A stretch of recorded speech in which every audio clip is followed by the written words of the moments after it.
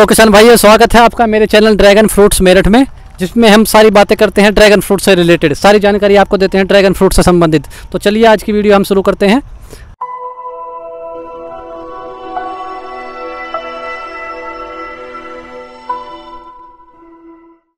तो बेसिकली ये वीडियो उन किसानों के लिए है जो हमारे फार्म पे जैसे आते हैं, हम काम करते हैं तो डेली 20 से 30 आदमी डेली के आते हैं और पूछते हैं इससे कि पहला क्वेश्चन सबसे पहले ये करते हैं कि सर ये किस चीज़ की खेती है, आपने क्या किया हुआ है सर ये, और इसको करने में कितना खर्चा आता है, कौन कौन सी इसमें बीमारियाँ लगती हैं, कैसे इसकी देखभाल करते हैं, क्या हमारा जो टेम्परेचर है, हमारे यहाँ का जो मौसम है, क्या वो उसको फेवरेबल है, इसके लिए सपोर्टिव है नहीं है। तो सारी वीडियो आज इसी पे संबंधित होगी। तो चलिए आइए शुरू करते हैं। तो जैसा कि सर आपने अभी कहा कि फार्म में जैसे ही लोग एंटर करते हैं और वो पूछते हैं, उनका पहला क्वेश्चन यही होता है कि किस चीज़ की खेती है। तो हमारा भी सेम क्वेश्चन है कि ये किस चीज़ की खेती है। तो ये बेसिकली ड्रैगन फ्रूट की खेती है। ये हमारी अमेरिका से स्टार्ट हुई थी और अमेरिका से होते फिर ये वियतनाम आई। वियतनाम की अगर आप जीडीपी आप देखेंगे तो वियतनाम की जीडीपी में इसका बहुत बड़ा रोल है। और वियतनाम के बाद फिर ये कुछ साल पहले इंडिया में शुरू हुई थी और फिर अब हमने 2021 में हमने यहीं अपना वेस्टर्न यूपी मेरठ में हमने इसको शुरू किया। तो अब इसको करते हुए हमें लगभग 1.5 साल के आसपास हो चुका है। तो अगर हमारे किसान भाई इस फसल को लगाना चाहें तो किस तरह की मिट्टी और किस तरह का मौसम इस पौधे के लिए, फसल के लिए उपयोग में आता है, ये बताइए थोड़ा सा।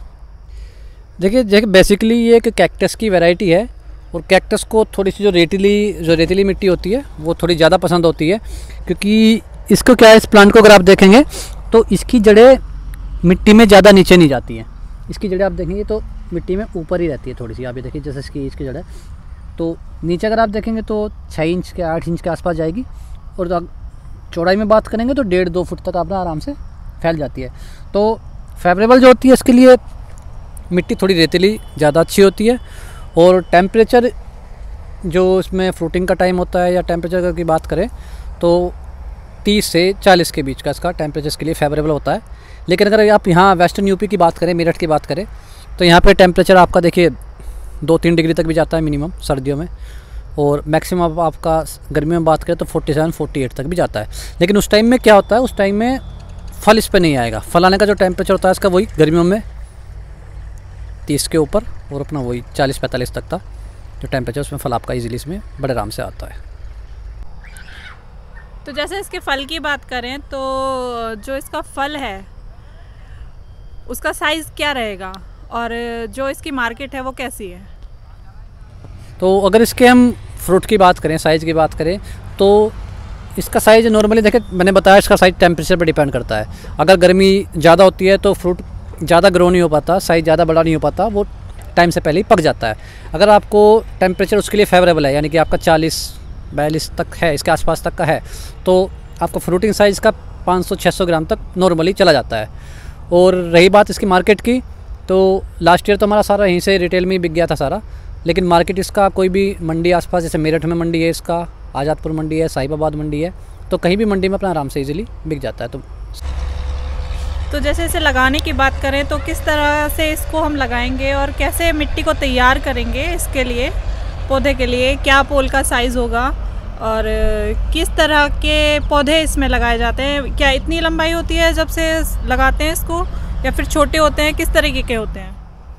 तो मिट्टी की अगर बात करें तो मिट्टी देखिए, मैंने बताया था इसको थोड़ी रेतीली मिट्टी थोड़ी ज़्यादा अच्छी होती है इसके लिए। और अगर आपकी मिट्टी रेतीली भी नहीं है आप किसी मिट्टी में इसको लगा सकते हैं, बस उसकी थोड़ी सी तैयारी में खाद पानी आपको थोड़ा अच्छा ज़्यादा देना पड़ता है।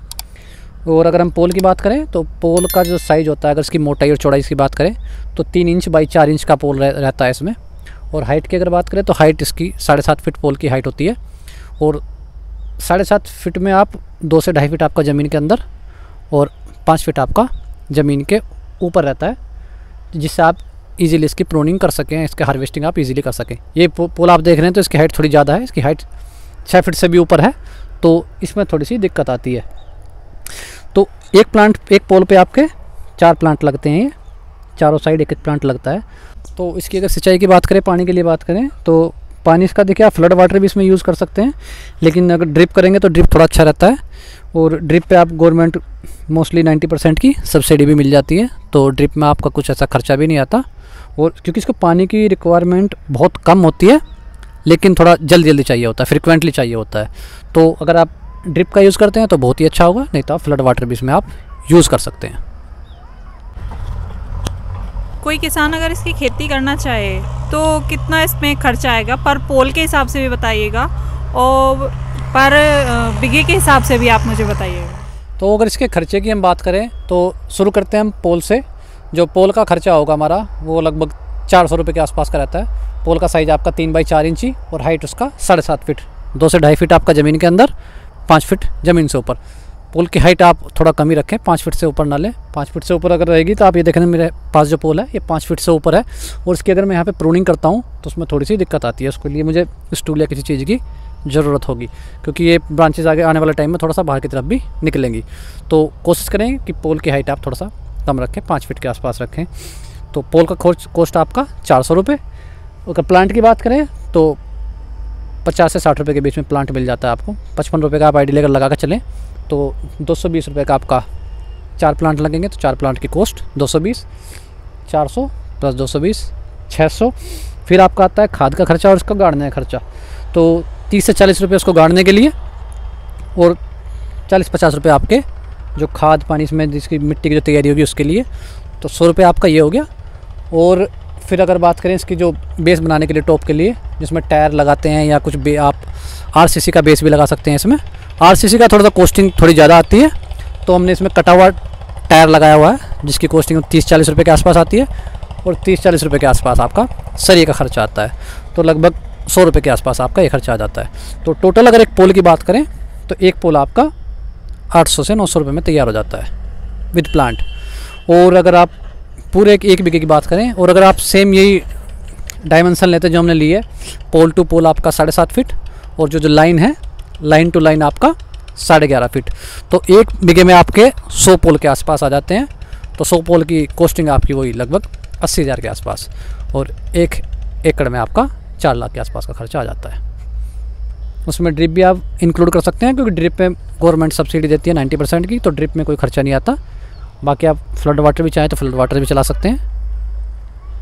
बेस्ट सुटेबल ये रहेगा कि आप ड्रिप का इसमें यूज़ करें, क्योंकि ड्रिप से इसको फ्रिक्वेंट पानी मिलता रहता है और पानी इसको थोड़ा कम चाहिए होता है, तो आप इजीली दे देते हैं। तो अगर आपको मेरी वीडियो अच्छी लगी हो तो मेरी वीडियो को लाइक करें, और मेरे चैनल ड्रैगन फ्रूट्स मेरठ को सब्सक्राइब भी करें। धन्यवाद।